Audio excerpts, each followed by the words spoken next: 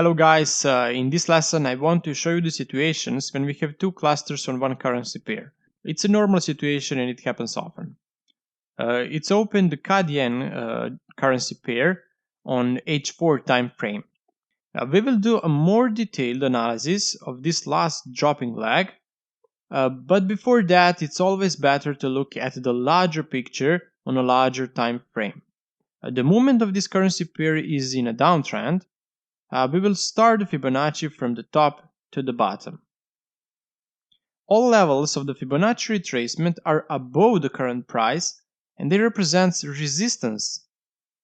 Since I want to focus only on this last move, we will mark the level 23.6 and of course 38.2.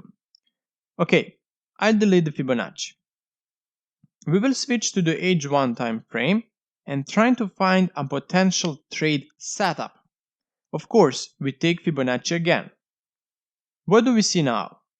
The first level of 23.6 is breached, meaning you have to forget about it. It's no longer valid. The price responded and declined from level 38.2. It's too late for us to open sell now at that level, because if the price starts to rise again, there is a big chance that this level will be breached. The next important level is 50%. What is more important to us is that this level is very close to the resistance that we marked on the H4 time frame.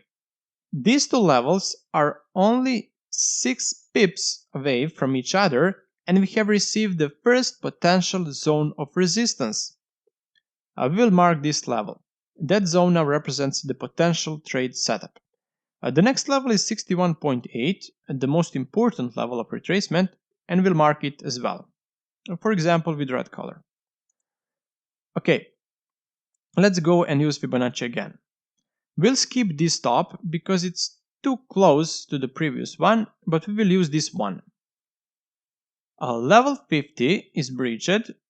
The level of 61.8 is important, but it is pointless to expand the market zone.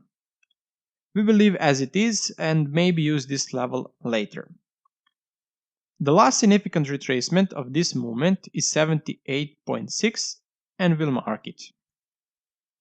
This level is close to level 61.8 that we have previously marked, and now we got another potential zone of resistance.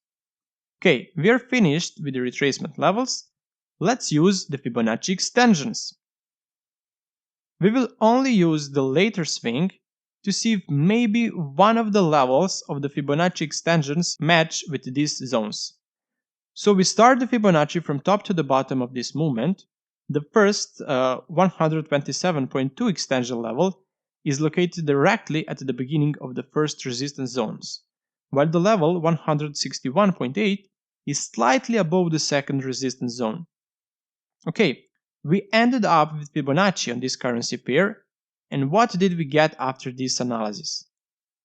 We got two Fibonacci clusters. Okay, let us repeat what the Fibonacci cluster is. It's a narrow zone on the graphic that contains several Fibonacci levels, and I'm looking for at least 3, which we get by running several Fibonaccis on different time frames or movements. So we use as many Fibonaccis as possible, running from different points, and if there are several levels in one narrow zone, we have a Fibonacci cluster and a good potential zone for opening a trade. The analysis of this currency pair is not finished. We have two potential trade setups. We need to choose which one is better. And with the help of other very simple skills from the technical analysis, I will show you why this first zone of the Fibonacci cluster is better for trading than the second. I will explain it to you in the next lesson. See you!